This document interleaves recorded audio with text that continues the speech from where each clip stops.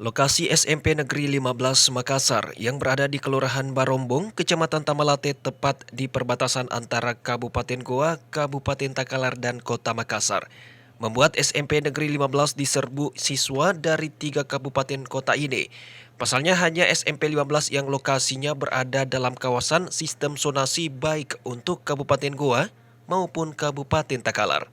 Pihak sekolah yang menyiapkan kuota sebesar 360 peserta didik dengan pembagian 5% untuk jalur prestasi sebanyak 34 orang dan 15% untuk jalur zonasi untuk luar daerah Kota Makassar atau sebanyak 50 peserta didik dari Kabupaten Goa dan Takalar.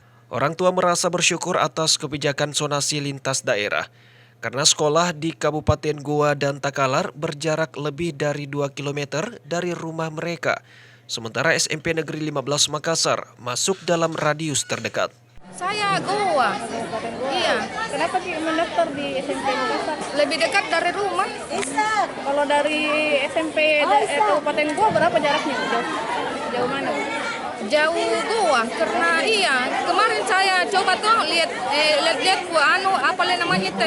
Sekolah yang paling terdekat dari rumah lah. Ini yang paling terdekat. Mengingat lokasi sekolah saya itu berada dipertemukan ada 3 kabupaten, antara lain Makassar, Takalar, dan Goa, maka pada saat Dinas Pendidikan sosialisasi tentang Juknis PPDB saat itu saya selaku penanggung jawab di SMP Negeri 15 Makassar meminta dan memohon kepada Kepala Dinas supaya ada kebijakan khusus.